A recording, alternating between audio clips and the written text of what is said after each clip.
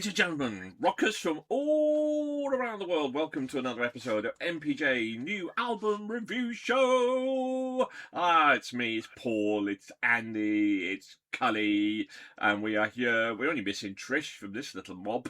How are you all today on this hot summer day here in the UK? Hot. Yeah, warm but good. Yeah. Hot stuff. Well, yes, and so is our music reviews. Hot stuff. What hot stuff will we be bringing to you today? Well, regular listeners will go, oh, it's a bit of a change because we are changing our format a little bit. So we are going now to be reviewing.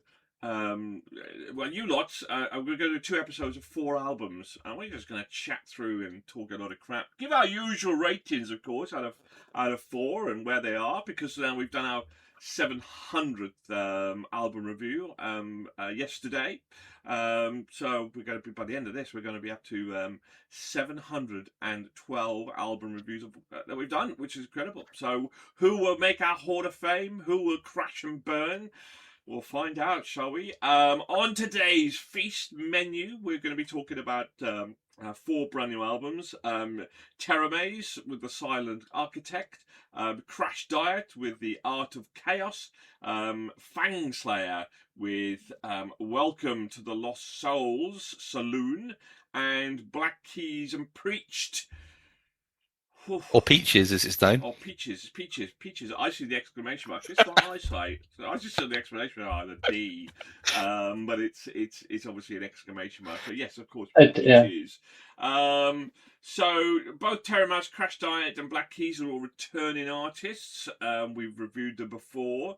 So let's start with Teramaze, shall we? And The Silent Architect. Paul, I'm going to start with you then.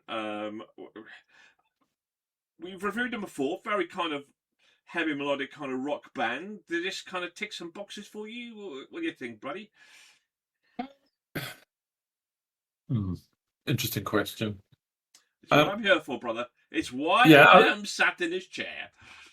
There's this month the albums that we've reviewed have been such variety in styles that for me it's taken a while to get into some of them, and it needed repeated listens. Otherwise, the marks would have been quite low. Otherwise, but and Teramaze was one of those bands. So yeah, they're Australian prog rockers, and they were formed in 1993 with The Silent Architect being their 13th album to date. It's over an hour long. Which prog rockers seem to favour, with the opening and closing tracks each being over 10 minutes. And personally, I don't believe they're necessary, and they don't add anything particular to the album. When the band go into the heavier side, this time round they touch on metalcore, but it wasn't enough for me to be a turn off. On the other hand, softer tracks like The Doors of Yesterday are sung very emotively.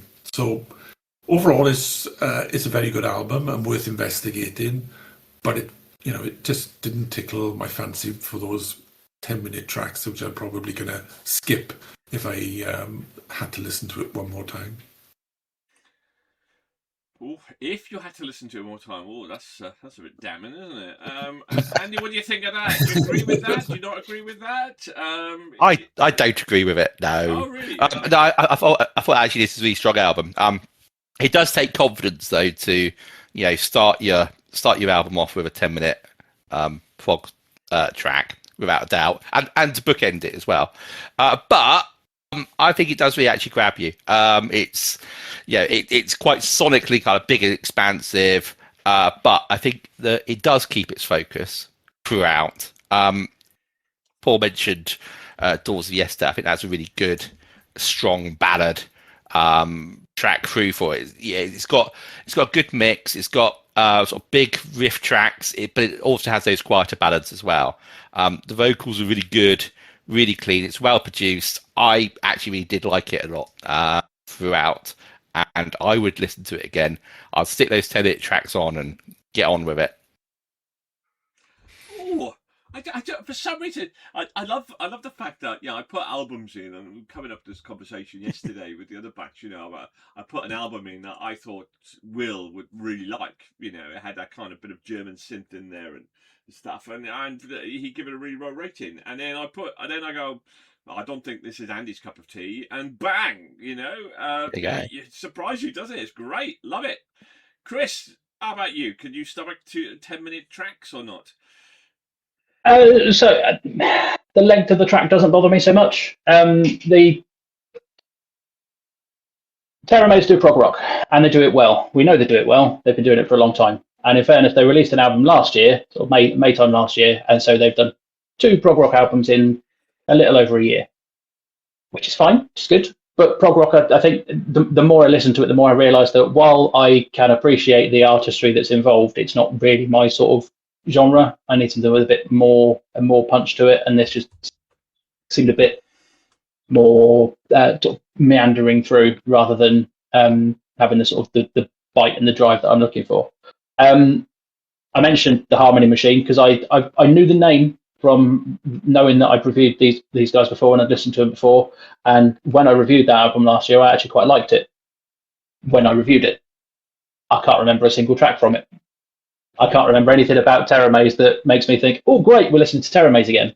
It was very much a case of, I know the name, I know we've listened to it, I have to go back and have a look through.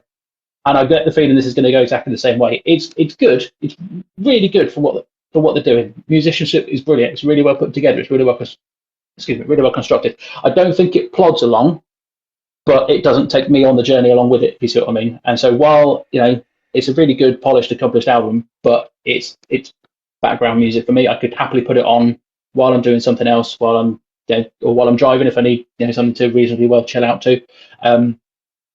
But it's not going to be one of those things that I'm going back to. It'll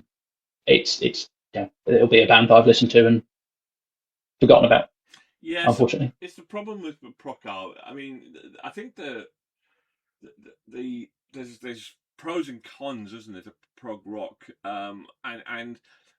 And I suppose that for some people, the itch is to immerse themselves into that one, to immerse themselves into the technicality. And somebody said to me once, so I did an interview, and they said there was an Italian prog rock band, and they said a prog track is a song that's trying not to be a song, which is an interesting kind of phrase, really, if you like.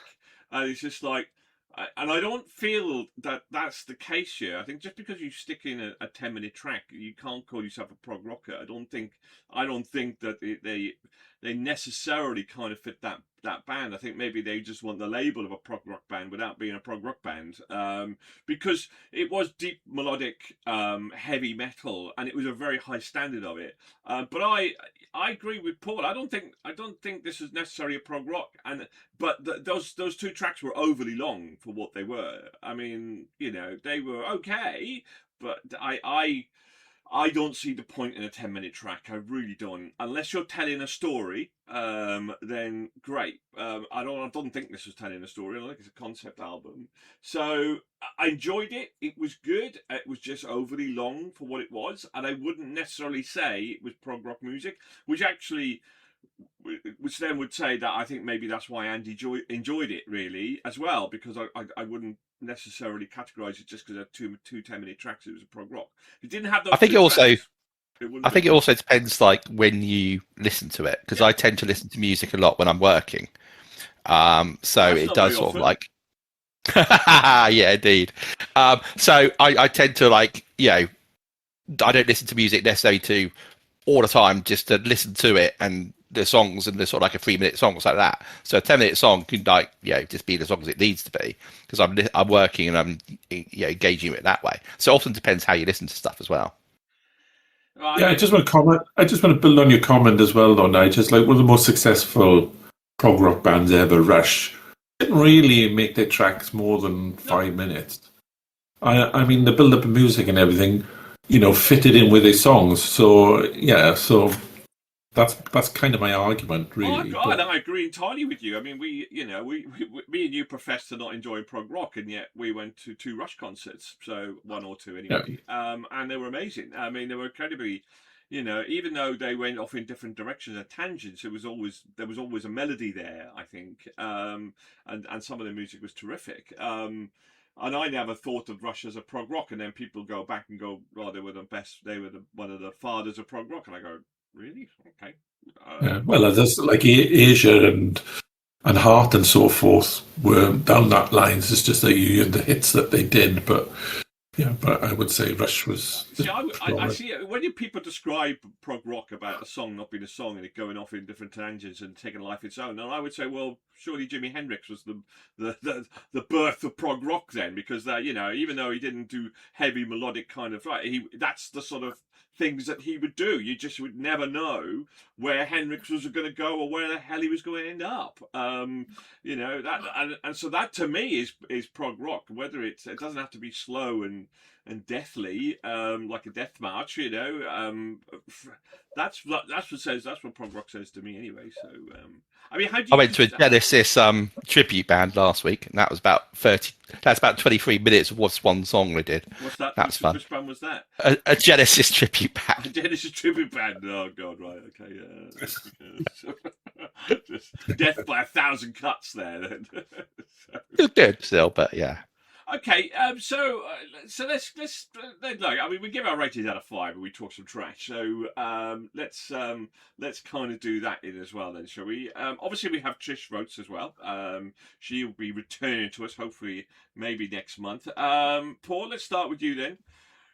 Oh, I give it a 3.5. It's pretty damn solid, really, isn't it, Andy? I gave it a 4.5. That's a high score. That's a high score from Andy Cully. I gave it 3.5 as well. Trish give it a 3, and I give it a 4. So that's pretty solid, really, isn't it? That's solid. It's a 3.7. Doesn't get into our Hall of Fame. Well, I wouldn't say that's a wow. I'd say there's worse albums this time. Yeah, maybe, but not. Well, you say that, though, mate. But actually, generally they're good. I haven't gone that low this just month. because they're from you doesn't mean that they're worse. No. I give that for Trisha's 3. Oh, did you? All right. Oh, okay then. She gave the lowest mark, didn't she? All right then. Okay. All right. Fair enough. I give it a 3.5. I was up there with Chris. I know you did. No. I thought you meant overall because it didn't get 4 overall. No. Well, actually, there's hair horn for 5 and there's sad horn. It should be one in between. There should be. It isn't. There should be a meh. That's a fine one. I'm not paying $99 for Nitro or Discord just to have Oh, come on. Cheapskate. Well, if people like subscribed a bit more and watched a bit more, then we could talk. We could add in Yeah, come on now, people. If you want to hear more. Yeah, hit the like and subscribe buttons. Yeah. You. Anyway, we move on. Crashdïet then. Change of pace, shall we? Art of Chaos. Different sort of band entirely. We have. What was that? Oh yeah, we got the overall score for that one, didn't we? It was 3.8, wasn't it? 3.5. Yeah. Right. Let's kind of go that. So, Sorry, just before we jump in, is anyone else having really bad audio distortion? Is it just me? Just you. And does my audio still sound all right? Yeah, you sound great. Yeah, you're good. Great, you're good. Chris. You sound like another planet. Cool. Just checking, because you guys sound like you're talking from underwater. But if it's just me that's experiencing it, then not a problem. We can continue. You sound like. I'll figure it out. Are you saying we sound like a prog rockers? You look as if you're. No, look at confusion on his face. Yeah, the problem is, Chris, you look as if you're underwater. Yeah, you do, mate. You do. Maybe that's the problem. No. Oh, look. Oh, there's a fan. There we go. Got a fan right there. Yeah, underwater. About chaos. Let's talk about the art of chaos and Crashdïet, shall we? Go on then. Totally different, surely. Totally different. Very, very kind of. Before we do that, are we doing our 2 words? We are, shall we? I don't know. I was kind of having an R in about it because, well, we're one episode, but yeah, let's do it. All right, just for you, Andy. 2 words. I'm just saying, you're the boss. You're right. You're right. You prepared it. Let's do it, my friend. Start with you then, Andy. Skillfully built. It's architects. Oh well, look at that. He's all. I'm prepared. Yeah. Chris. I was going to go for skillful architecture, but it's been stolen now. That was better. Paul. Yesterday doors. Yesterday doors. What the I flicked one of their songs, Those of Yesterday. Oh, Yesterday did you know? was. Oh, Yeah. It's that- clever, That's a that very fella. prog rock thing, It's a now. If deep you was cut, into deep prog cut. rock, you'd get that. yeah, I'm gonna go. I gotta keep it simple. Too long.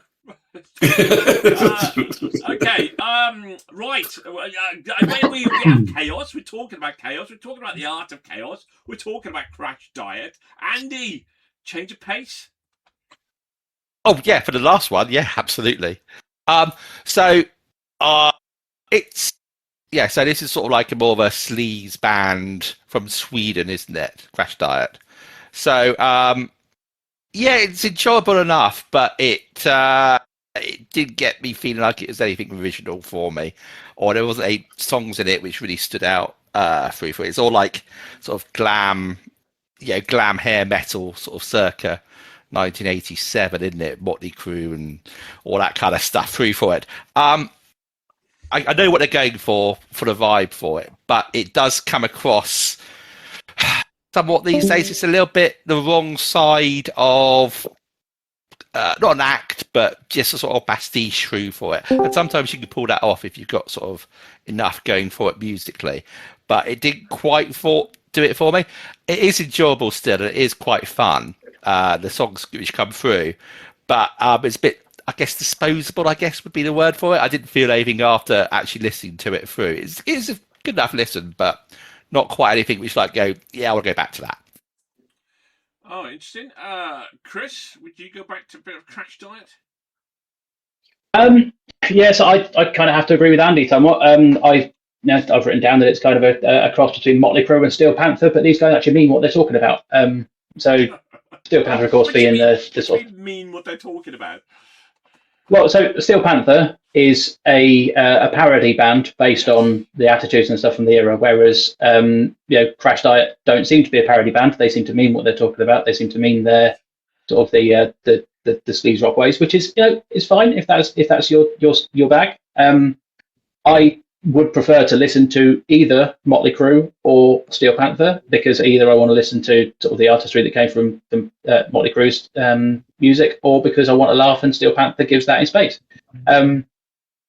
By the end of listening to this album, the first couple of times, it very much became reflecting a couple of their song titles. I was not quite sick of them, but I would be happy if they got out.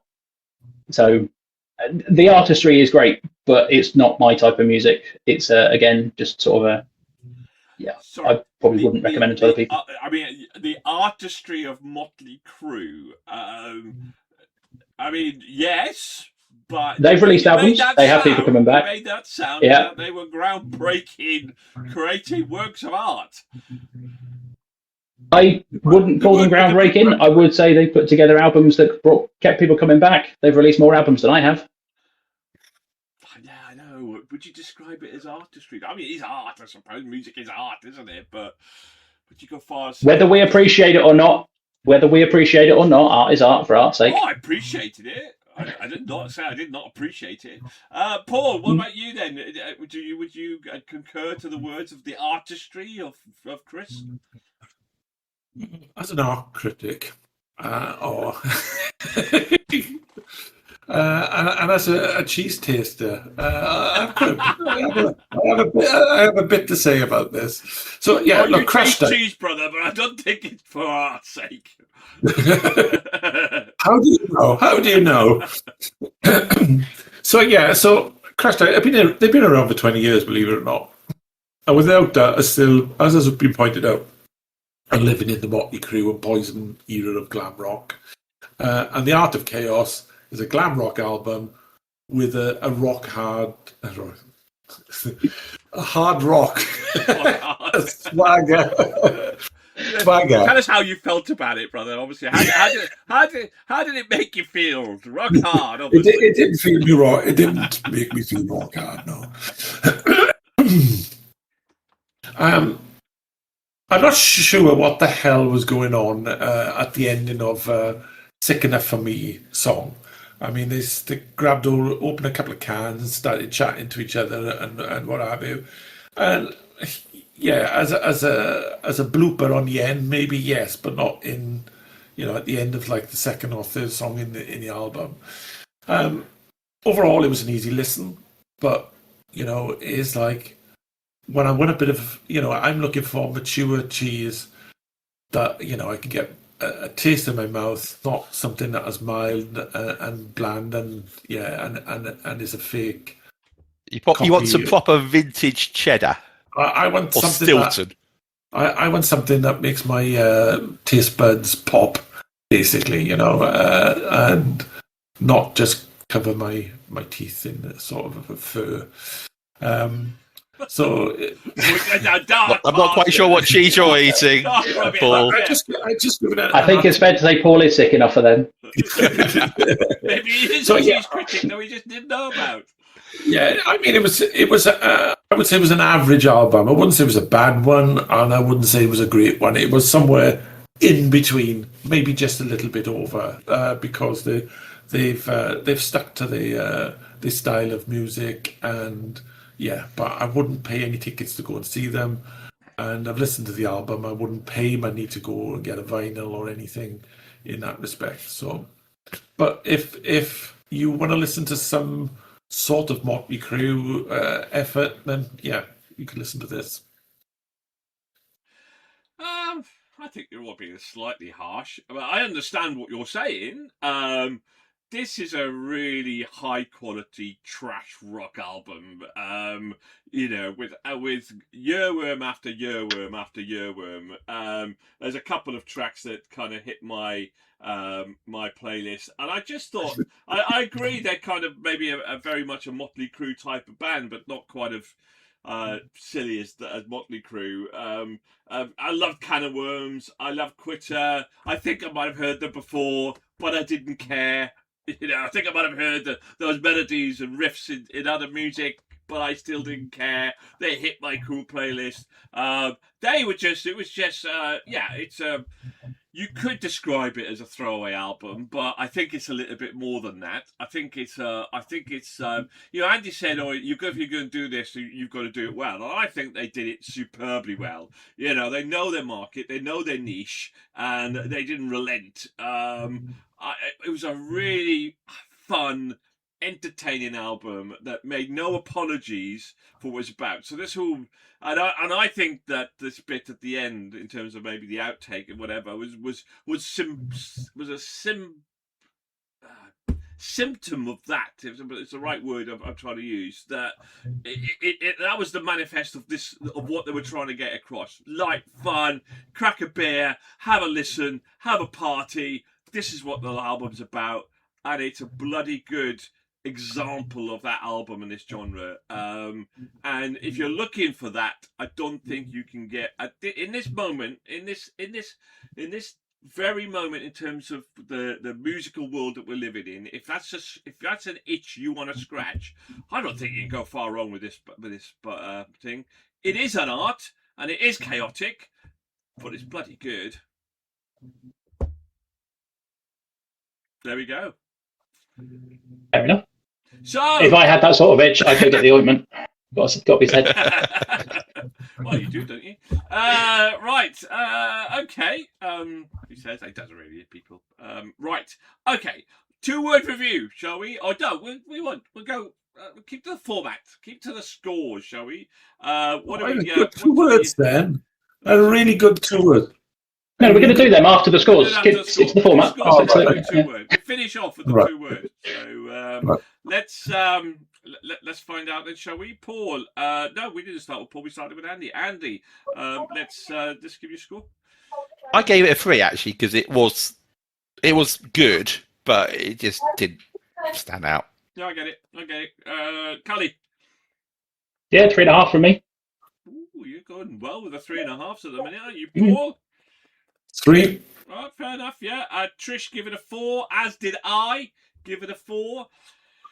Tell you what, we're very harsh this year, though, aren't we? You're looking at it doesn't quite beat Teramaze. It's a 3.5 overall, 7.5, 3.5. So it's not going to get into a Hall of Fame.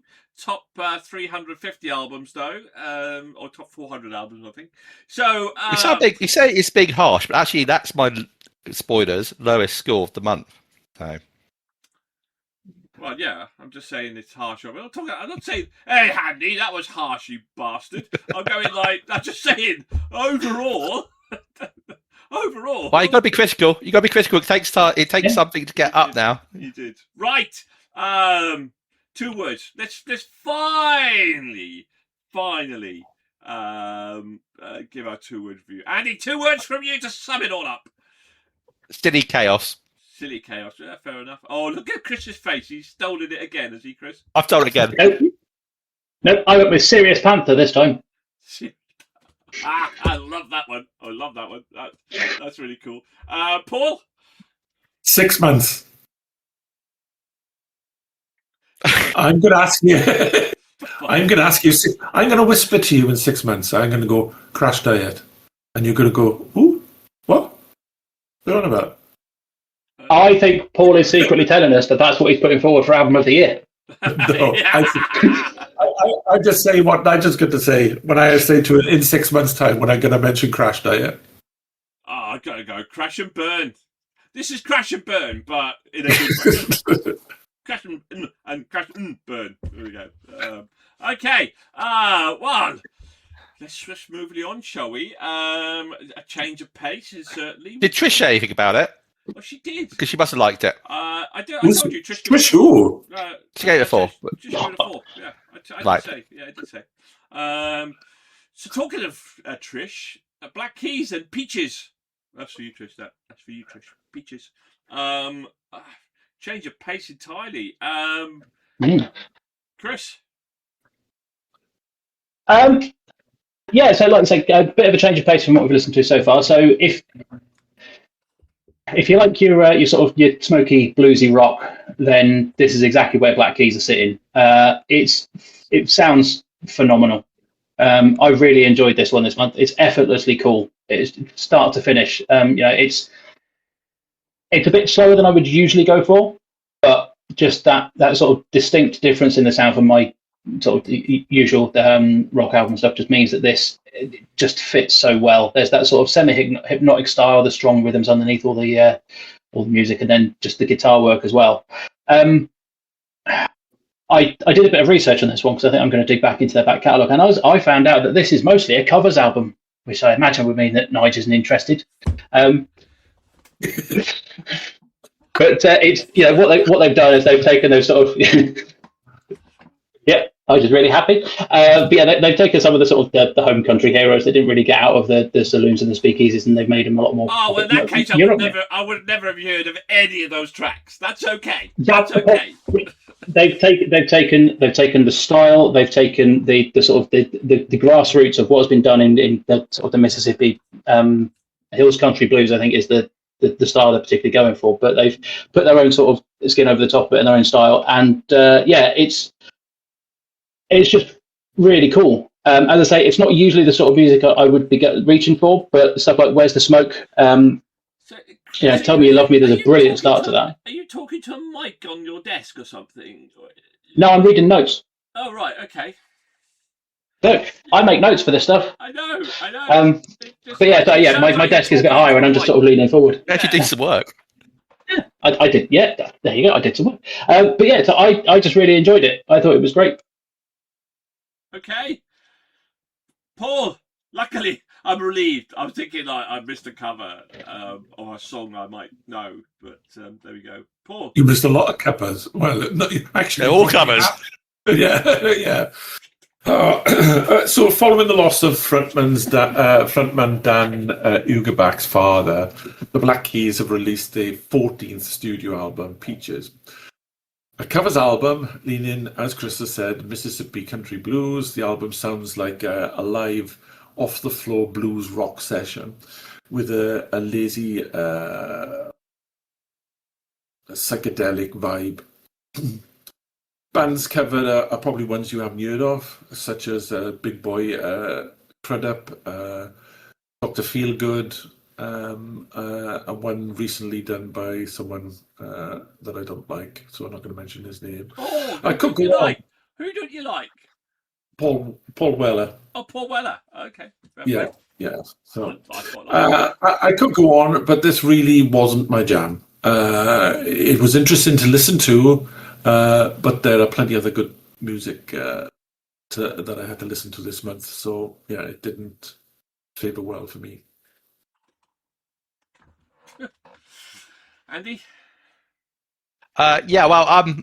We did review Black Keys last year, didn't we? We did. Was it 3.7? Ohio Players? I think it was. Yeah, 3.7, Yeah. 3.5. I've always actually really liked the Black Keys. They sort of do the sort of bluesy kind of rock way, but it's not quite back to basics, but this is a little more back to pre-basics for this way. It's like a small studio, not well. It's not, sorry, I say not well produced. It's a raw kind of buzzy, bluesy album, the gritty kind of sound coming through for it. So it's covers of sort of bluesmen from the Delta, Mississippi Delta and everything like that. I think this is probably one for people which like that, like Chris did as well, and I did as well. So you have to be in the mood for it. But if you are, it's really good and really well done. I really liked it as well. So yeah, it's like weird because I've been sort of like listening to a podcast recently about sort of like the start of the history of rock and roll and stuff like that, and that's all sort of coming through in like a lot of these sort of blues rock things. It's a really interesting story, but anyway, that goes on. So it goes show it's one for like sort of the muso nerds out there, I guess, through forward, which sort of dig this kind of stuff. But if you're in the mood for it and you like it, it's a really, really good album. And I think it's probably better that they've done that and sort of like rediscovered their roots going back for it, because I think a couple of their recent albums have been sort of like rearing around all over the place a little bit. But good. Do you know, we talked about an itch and having some cream for it. And when you have an itch, right, and I sometimes have an itch for country rock. And that, but I love it when country rock is infused with other sort of genres of rock that I like. But without any shadow of a doubt, that blues kind of country rock is kind of my fave. And fuck me, guys, did this just scratch that itch? Oh my god! And I hate covers, so and luckily I hate a cover of a song that I go, well, I would just rather listen to the original. And of course, I haven't heard any of these tracks. But this is, I couldn't stop listening to this album. I could not stop listening. This is the album that I went back to the most this month. I loved it. I absolutely loved it. It just, when you got that itch right in the middle of your back, yes, yes. Generally, Stop Arguing Over, She Does It Right, Fireman Ring. Oh, what fucking cool tracks. What a cool country blues rock. And it was rock. It had everything for me. Absolutely loved this album to bits. I genuinely did. I know that this is not it won't be my most favourite album of the year, but it might end up as my most played album of the year. Does that make sense? It's an odd one. It's not going to win album of the year and that sort of stuff. It won't even get there. But I just loved it. It was absolutely fantastic. I really did. It did really rock my boat, my Mississippi river boat. It rocked it and rocked it and rocked it. Have I said enough now? Do you think I might have liked this album? Yeah, not so sure. Sure. I don't know. Anyway. Right. Let's find out. Let's get your horn ready, Paul. Yeah. There might be a horn coming. Both ways, I think, by the look of that. So, okay. Let's start with you then. Who did we start with this time? We started with Andy, didn't we? No, you started Chris. Started with Chris. It was me. Yeah. Chris. I gave this a 4. A 4, pretty solid. Paul? 2. Andy? 4. Trish, 3.5. I don't give many these days. but it's a goddamn scratch itching 5 for me. Black Keys hit my sweet spot. Unfortunately, not quite enough. It got 3.7, which seems to be a recurring theme here this month so far. Through 3.7s. So pretty similar to their other band. I think it's a little bit. They're a bit hit and miss. Mostly hit from this one. Anyway, let's finish off with our 2-word review, Chris. I did all my work and now I've lost my notes. Half a second. Paul, let's go to you. I'm not going to actually say the words. I'm going to just express them.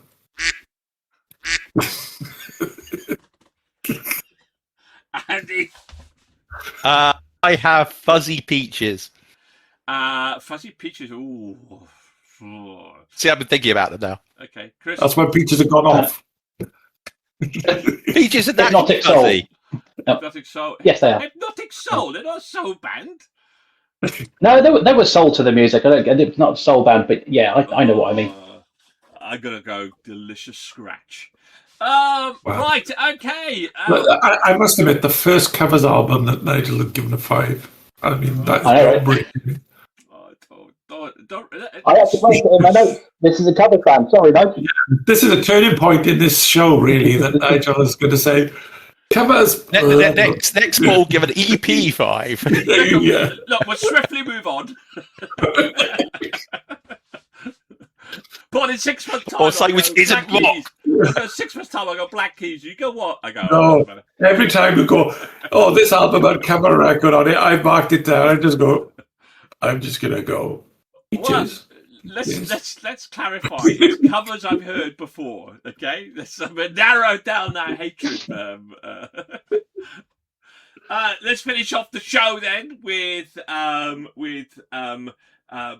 local band. Well, not local band, but a British band, grassroots band that Trish kind of put forward, and Fangslinger, and Welcome to the Lost Saloon. Now, if we ever have to, Lost Souls Saloon. Lost Souls. I thought it was Saloon. And it's Fangslinger, isn't it? Yeah, Fangslinger. Yeah. Fangslinger. I definitely heard you say Slayer.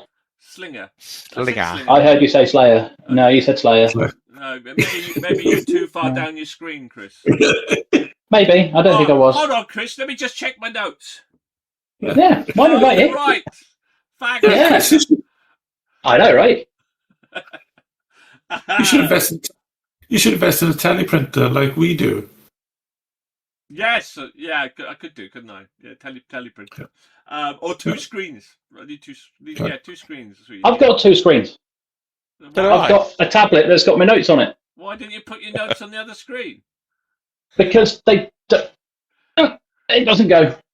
Well, you could electronically transfer them over. You're a fucking computer programmer. I'm not anymore. I'm not a programmer anymore. I design the stuff instead. Oh, okay. Thanks. Well, surely you can design something. Yeah. I'll work on it for next time. It's not been a problem before. Look, should we get to the point? Should we get our teeth into this one? A point. It's more fun to make you wait. I got you. I got you. Wait.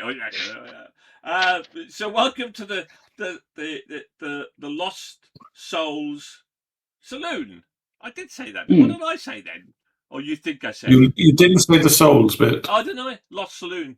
Okay. I mean, and let's be honest, Paul. If we were looking for you in a Western place, I think we would find you in a Lost Saloon, or Lost Soul Saloon, even. Oh, well, Wales is pretty wrong. You still couldn't get the Souls bit. Well, that's because you don't have one, as we're about to find out. Right. What do you think? Spoilers. Me or anyone in particular? You. Oh, okay. We were talking about your lost soul, or one you didn't have. Okay. So far, Fangslinger are a band of vampire gunslingers offering undead redneck rock, blending heavy 90s style hard rock, western blues, and gothic horror. And as I pointed out, they're British, which confuses things a little. So the first of the album definitely leans to this Megadeth style of heavy country rock. If you've listened to that Megadeth era.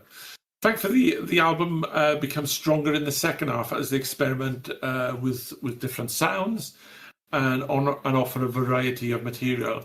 Tracks where the female singer vocalist has more input are stronger, such as He Rides a Pale Horse. This album, it for me, it was difficult to get into, but once I got into it, I can understand what they were trying to do. I just think the balance of songs could have been, the first 3 or 4 songs could have been spread out throughout the album to make it a more rounded offering. But overall, it's a good album. Different. Andy. Definitely had the best title of an album. It's tremendously terrible album title cover. Andy. It does seem weird. Is horror-themed Western things kind of like in at the moment? Because I've seen quite a sort of few iterations of that kind of genre floating around recently.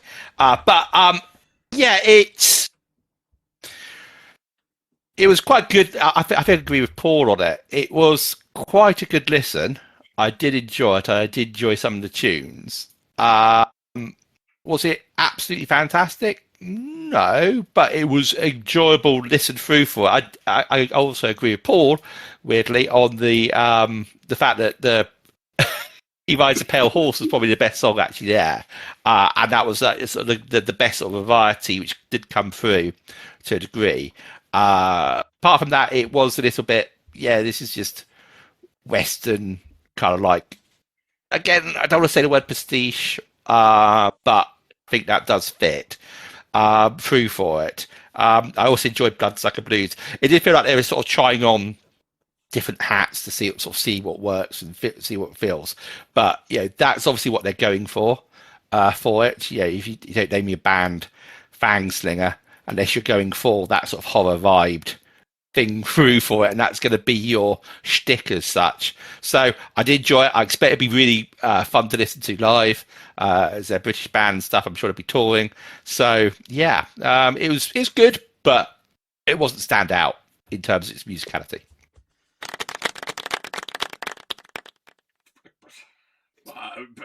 Paul obviously approached your vocal dialect there, mate. Obviously, for some reason. I know he agreed with me. I was just. You agreed with you. Oh, okay.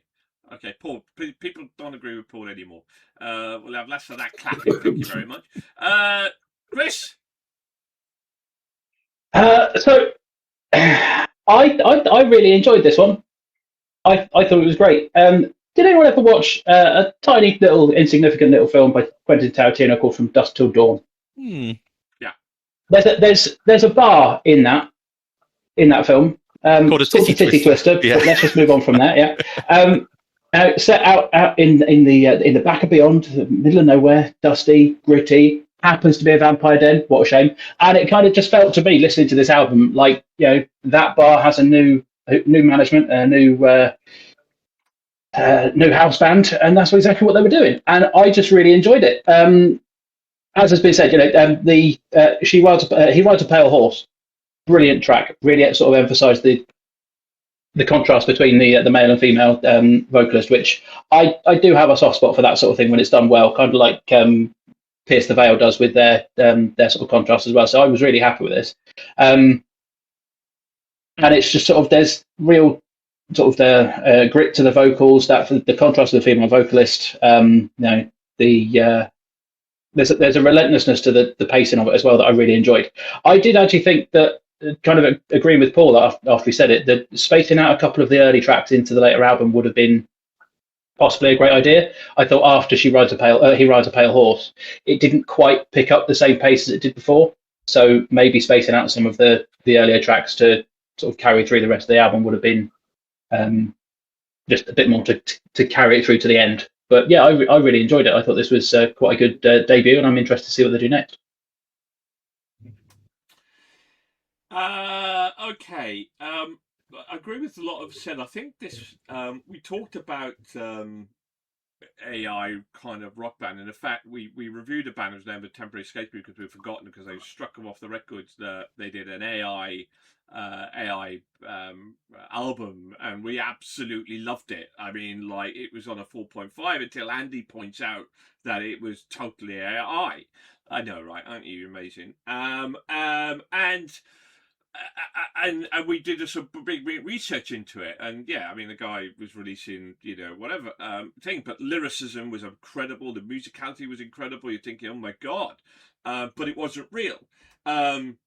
And then Paul actually pointed out a band, I think they were called Velvet Sundown or something like that. He says, "Oh, you like this?" He said, "You like this?" And I listened to it and I thought, "Oh, this sounds familiar, or sounds similar." And again, it was another kind of AI country rock band. And I think a lot of it seems to me anyway, when you look at something like Love Tunes, and I use Love Tunes to give a song, try to give a special song to my daughter, who then absolutely hated it because she doesn't like AI, and a lot of that it's similar kind of vibe. So it seems to me that there's, in terms of AI kind of rock music, it seems to be very, because obviously the US being that huge market, that it seems to be very much stuck or abusing, if you like, that kind of country rock kind of genre. I think also dwelling on that. I think also the issue of figures with that is that country music, especially, has very sort of clear. You know what a country song is because they sing about country things. So once you hear that, it goes, that's country. So they've got a whole range of like background of music to build upon, which makes it very evocative and makes it that style. And that's probably why that is the way it is, because they can do that. And it's like, not Fangslinger are not an AI band in any way, shape, or form. They're definitely not. That's the point. But they're drawing on those themes and vibes which are so evocative. So that's probably why it sort of like resonates that way. And it did resonate with me to the point, particularly the first half of the album, that I thought, my God, it sounds AI. And I did the research, but I knew it couldn't be because Trish actually put them forward, which means that she would know that they're a real band. So that could never happen. But it just, that earworm that was in my head, it felt like that. It until she came in, and I don't know her name, and apologies for that. But she was terrific. She changed that whole album from what I thought was and I like country rock, what was quite mundane and quite generic then. So I think that to something a lot better. Once she came in and that vocal changed, and it wasn't all her, but obviously it was partly her. I think salvaged that album for me for what I thought was fairly generic kind of music, and not particularly. And I like I'm into the dark kind of gothic kind of vampire stuff, but it was a bit too light. If that could be a word, it was too parody. Then is probably the right word. Which Dust to Dawn is absolutely that. So it was a bit of a journey, this one for me, from disbelieving to believing to not sort of liking, not liking to liking. So it certainly brought out a lot of emotions in terms of my listening pleasure for me, and it wasn't a straightforward listen. It's probably the best thing to do that one, but overall, I would say it was above average, and I slightly enjoyed it more than I didn't like it. Right. Whew. After all of that was quite heavy, wasn't it? Let's give our ratings out of 5, shall we then? Paul. Don't know, we didn't say. Yeah, we did start with you on this occasion. Yeah, we did. 3. 3. I'll echo that, Paul. I'll echo that with a 3. Andy? 3.5.